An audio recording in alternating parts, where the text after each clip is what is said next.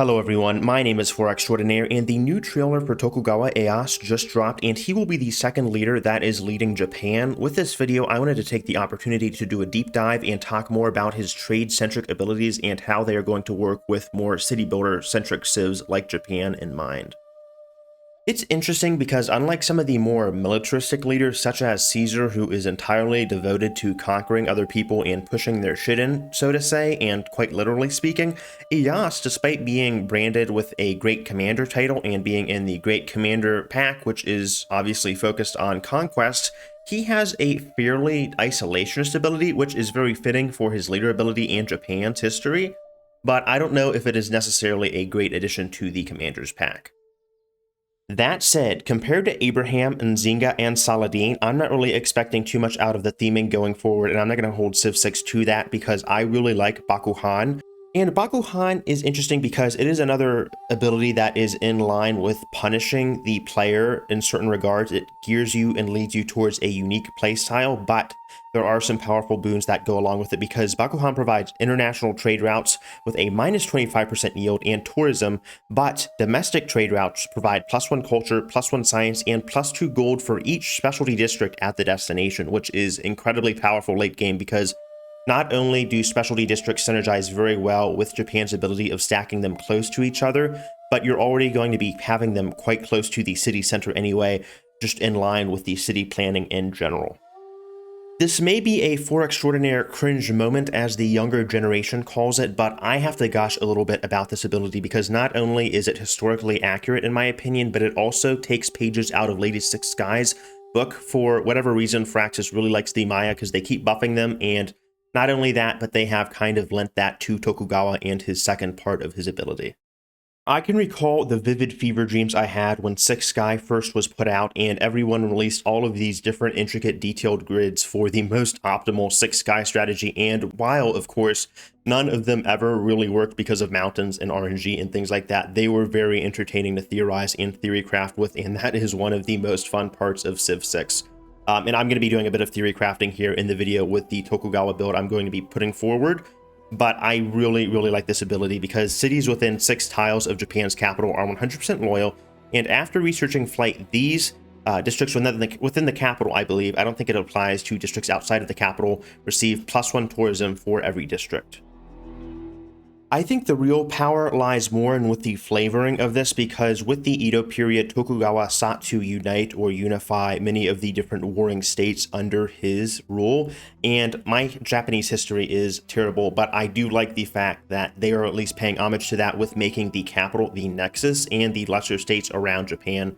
not as important as kind of building up your capital first and foremost. And with that, I kind of want to get on to the speculation with this video and some of the different ideas I have for making Japan either a turtle civ or more of an expansionist civ that kind of focuses a bit on isolation too. With the release of Rise and Fall, Magnus has always been an absolute powerhouse, and even through Gathering Storm with the nerfs he received to chopping, I think it's still going to be a great pick to not only get Magnus in the city for Groundbreaker, but also to do something unusual and instead of picking Provision for the reduced settler costs, to instead pick Surplus Logistics with your first promotion. One of the reasons Surplus Logistics is such a great ability is because on top of the +20% growth and further giving the +2 food to the traders that are going to be sending trade routes to your capital, this is going to further stack with that chopping bonus that I mentioned earlier. And as you continue to buff your capital and pay more attention to it through buying those builders out, perhaps if you want to get Liang later and funnel builders into the capital to continue to further develop it, not only is it going to reward your capital city, but again, Bakuhan is going to come back into play because you're going to be getting more and more yields through the science and the culture and the gold as you continue, again, to build those districts up and chop them out. Perhaps you even focus more on building districts out first instead of pursuing something like Stonehenge, which is a meme, of course, but I'm just giving an example, or maybe even Temple of Artemis if you have a great deer start. To instead, again, go with those districts and continue to get those crazy yields up instead of perhaps sending out international trade routes like a leader like Zhuao would do. After that, depending on the difficulty and a variety of factors such as start, location, and your neighbors, it really depends on your personal playstyle and preferences, but I honestly would go for Liang for a number of reasons, namely because of her ability Guildmaster, which you get from the start, and that's going to grant all of your builders a +1 build charge. And then if you want to top that off, you can grab infrastructure for the plus 30% production towards city center and government plaza buildings, and that's going to come in handy for getting that government plaza up and choosing your next play style, whether it be Warlord's Throne or something more conservative like the Ancestral Hall. One of the reasons that Japan is coming in clutch for Tokugawa is because of Meiji Restoration, and ironically, while Tokugawa was nowhere near the Meiji Restoration period, it's going to be very relevant due to the +1 adjacency bonus instead of that 0.5, and that's going to negate the bonus, I think, for most of these starts that are a bit more mountainous. So if a civ has a more rocky start that's generating more science, or maybe they're placing down more wonders, adjacency bonuses are not entirely in their favor when you have this backing you up. I am all for player customization and versatility, but I really am going to go against the grain, I think, and make a personal recommendation for this video in particular, and that is going for the audience chamber, because not only does it jive well with the 6-tile bonus that Japan does and encourage you to settle closer together, but I think it's going to come into play because the -2 loyalty is going to be fairly negligible if you're already settling your cities closer together, but the +2 amenities and additional housing is going to be important if you are going ahead and building all of those different districts and neglecting those wonders first off. You're not going to always be neglecting those wonders, but they're still going to come into play after you set up the district, so you might have a slower start as you continue developing your cities and putting things forward.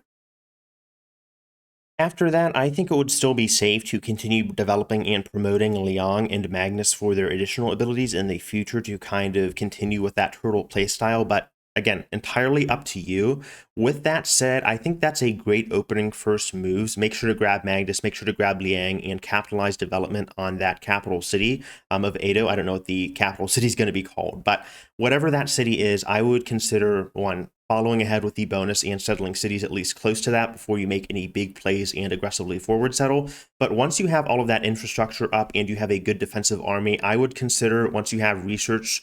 for the samurai going in the medieval era, to push forward with that and conquer a few cities or civs, and then continue to capitalize on that infrastructure if you want. Or you can continue to turtle and go completely isolationist, because again, those trade routes are going to be very, very good for internal trade and ignoring international trade completely if you want to, because you get malices towards those